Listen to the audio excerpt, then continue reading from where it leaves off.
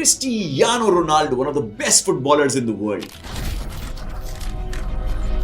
who wasn't supposed to make it. Yes, you heard that right. Neither his life conditions, nor his body, nor his life, or even his financial situation, none of that was in his favor. Only thing that he had was a crazy level of hunger. Ronaldo grew up in Madeira, Portugal, a small island with limited opportunities. His family was struggling to always meet the basic needs. His father worked at a local club as a kitman, and his mother worked multiple jobs just to keep the home running. At that point, Ronaldo wasn't even just chasing a career. He was just trying to survive. And football wasn't a plan. It was a way out. One day his father took him to the club where he worked, and that was Ronaldo's first real exposure to football. And very quickly something became obvious. He wasn't just playing for fun. He became obsessed. He wanted to win every single game, and he hated losing.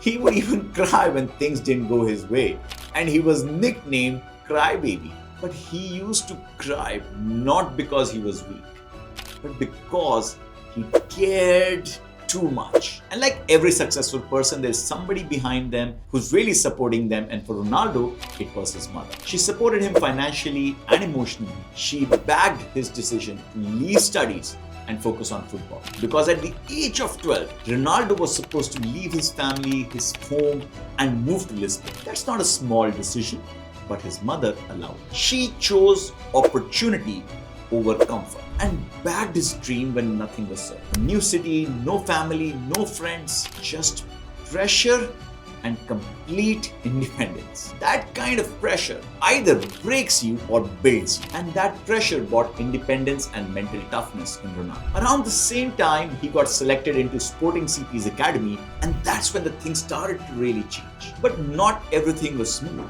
At the age of 15, he was diagnosed with tachycardia, a heart condition that could have ended his career. He had to go through surgery.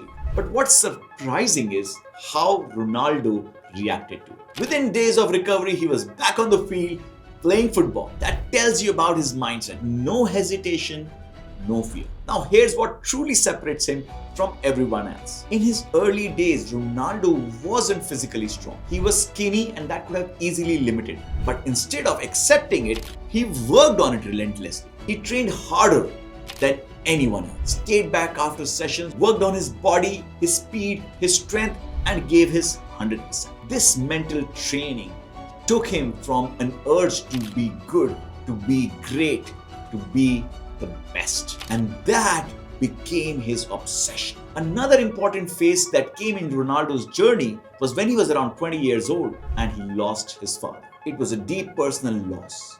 But instead of that stopping him, he used his pain as fuel. He became more focused, more disciplined, and even more determined to succeed. He didn't rely on luck, on perfect conditions. He built with whatever he had. At every stage, he evolved.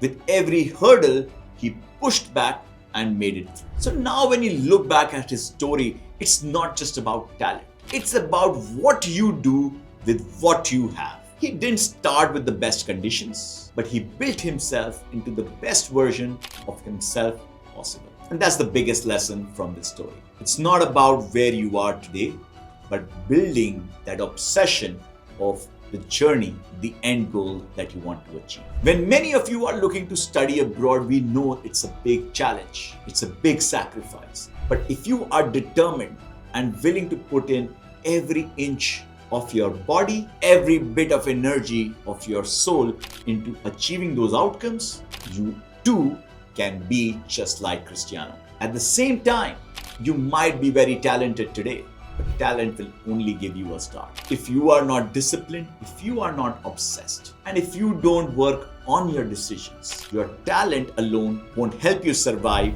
in the international job market. So I wish all the best to all my future Cristianos, and I wish you guys all the very best for your study abroad journey. And if you want to keep learning from different stories and different student experiences, do subscribe to our channel, and I will see you all in the next video.